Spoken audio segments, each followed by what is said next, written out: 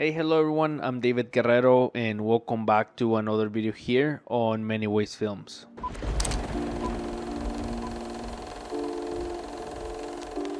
In the video of today, I want to talk to you about the reasons why I like shooting with Fuji Superia 400. If you have been here on my channel for a while, you probably know that I started doing film not too long ago.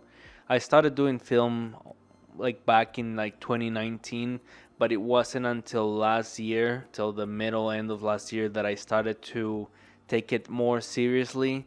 And it's been probably like 4 or 5 months that I've been shooting film constantly. Sometimes I'm not taking as much pictures as I should or I like to, because most of my pictures are film. But I still enjoy just taking pictures in general. Even if it's with my phone, I enjoy doing photography. I have a Nikon C6 II, which is what I use for both picture and video. And then I got my F100 right here, which is what I use for film photography. And I usually have the 50 millimeter 1.4, just if you were curious. And that's pretty much what I have in my camera all the time. And then what I find myself using the most for film is Fuji Superia 400. It's pretty much like Fuji 200, but you have the flexibility of the 400 ISO. And I feel like the grain that you get out of it compared to the 200 is just, I'm not gonna say strong, but it's a little bit more. You can notice more the grain on the 400, and that's something that I just like. It's not too strong. Recently, I overexposed by two stops. It was nighttime, which is not super recommended to do if you're doing nighttime photography, to overexpose your roll of film, especially if it's like a really dark environment. But if there's plenty of light, I think you're gonna be fine. You're definitely gonna get more grain on your pictures, and it's gonna be very contrasty. But overall, I like the results. This is the first time. This is a 400 ISO roll of film, and this is the first time that I'm gonna push a color film. This is like pretty cheap. It's a Fujifilm Superia, and I think I'm gonna push it to 800. I'm debating if I should do like 1600 ISO. I think I'm gonna do it. It's probably gonna turn out really bad, but I'm still gonna try it just for fun. You can still get really nice results with it if you load the film perfectly.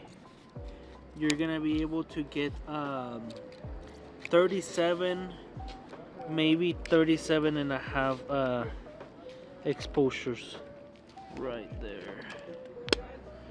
So if done right, we're gonna hear at bands.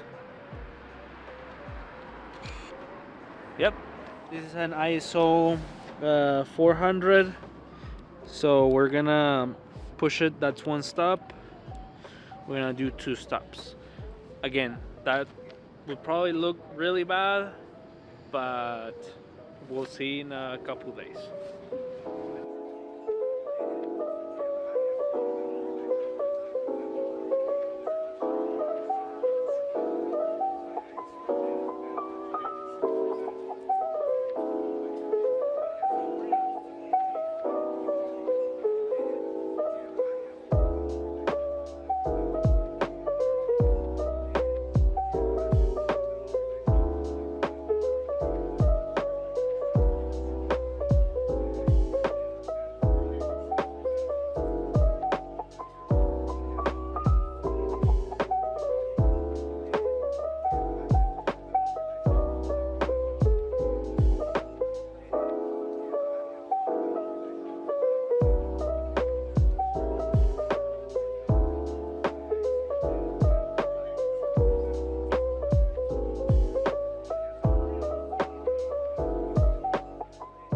So as you can see from many of these pictures, they came out pretty grainy, Again, that's just something that I like. There's gonna be a lot of people that are not gonna have too much grain in their pictures, but I'm not saying that's the purpose of shooting film, but that's one of the beauties of film. It just looks so, I don't know, it just gives it an extra, it's like a cherry on the top.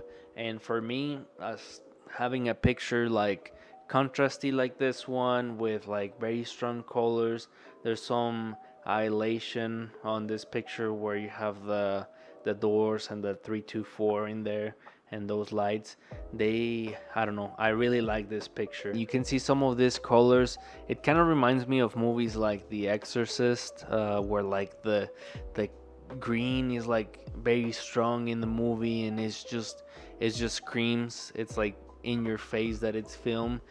For some people, this, again, this is just not gonna be something very attractive, but for me, I feel like it's one of the reasons why I shoot film. And I get you can replicate this on digital, not exactly. You can probably get close, but I mean, what's the point, or where's the fun on that, you know? Then this one, which I really like, I don't love the angle on where I took it so much, or the composition of this picture. I wish I would have taken it maybe with a 28 millimeter, or just gotten back a little bit more. It's not bad in my opinion, but I just would have liked to show more of, where's this at, and more of the store and that kind of stuff. And like I said, a lot of these pictures, well, pretty much all of them, they have very strong grain in all of the pictures, because it was at nighttime, and a lot of the times when I was taking these pictures, there wasn't a lot of light around, which at that moment I didn't know exactly how the pictures were gonna turn out, but I kind of had an idea that it was gonna be like this. In my opinion, well, in my mind, I thought they were gonna look a lot worse than this. That there wasn't gonna be too much information, especially in the shadows or places where there wasn't too much light. But I think they turned out all right. I just like the look of them.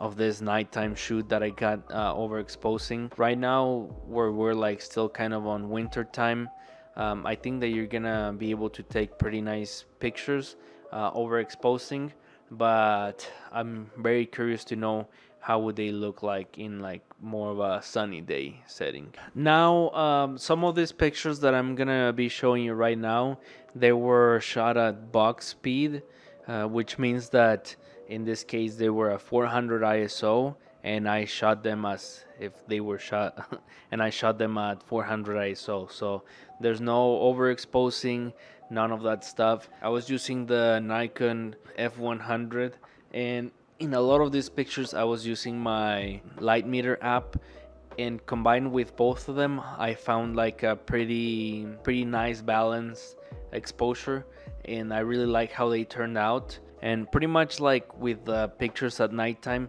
you can see a lot of green colors in these pictures. I mean, I don't know if this is an obvious thing, but it makes me think that's the reason why the box and Fuji is like pretty green in the box, because you're gonna get that type of color.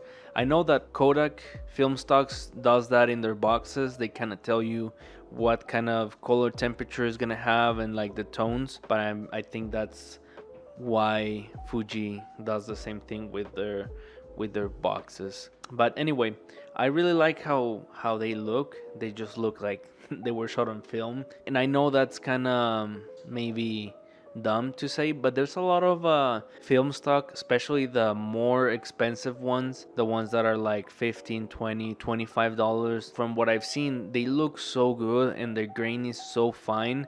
I mean, they still have the character, but just the quality of them is just so high that it looks kind of like digital, turn into like the film look.